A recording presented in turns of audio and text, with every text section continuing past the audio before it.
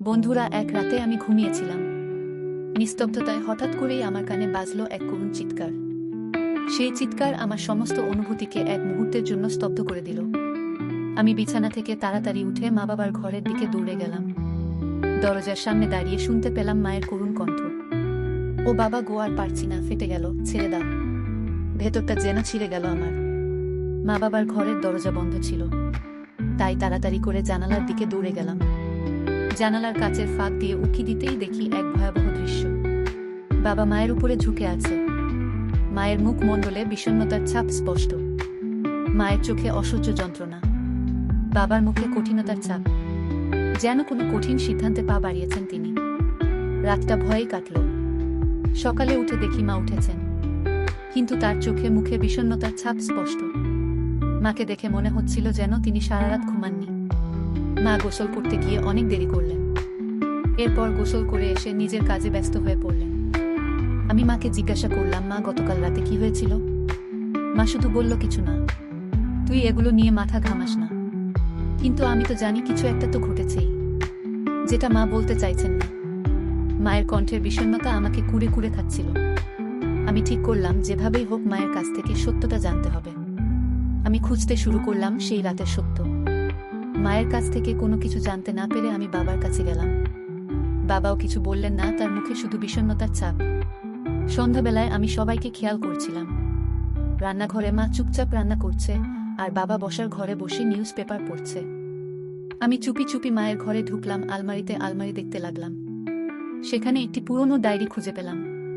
Diary খুলতেই দেখি মায়ের হাতের লেখা। প্রতিটি পাতায় ছিল মায়ের জীবনের গল্প, ছিল মায়ের স্মৃতি। এক পৃষ্ঠা পড়লাম।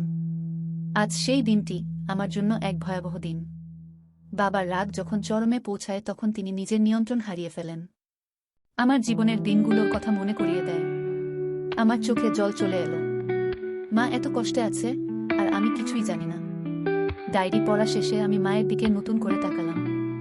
মায়ের প্রতি আরও শ্রদ্ধা বেড়ে গেল। মা এত কষ্ট সহ্য করে আমাদের জন্য সবকিছু করছে, কিন্তু বাবার এমন আচরণ আমাকে ভাবিয়ে তুলল। আমি ঠিক করলাম মাকে আর এমন কষ্ট পেতে দিব না।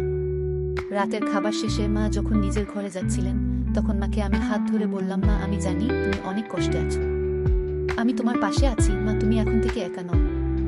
আমার কথা শুনে মায়ের চোখে জল চলে এলো। মা আমাকে বুকে টেনে নিলেন। পরের দিন থেকে আমি মায়ের সাথে বেশি করে সময় কাটাতে লাগলাম। মাকে খুশি করার জন্য আমি অনেক কিছু করতাম। বাবা মায়ের মধ্যে ঝগড়া হলে আমি মাঝখান থেকে ঢুকে যেতাম। ধীরে ধীরে মায়ের মুখে হাসি ফিরিয়ে আনতে পেরেছি। মাস কয়েক পরে মা আবারও তার নিজের পুরনো রূপে ফিরে আসলেন। মা যেন আবারও জীবন্ত হয়ে উঠলেন।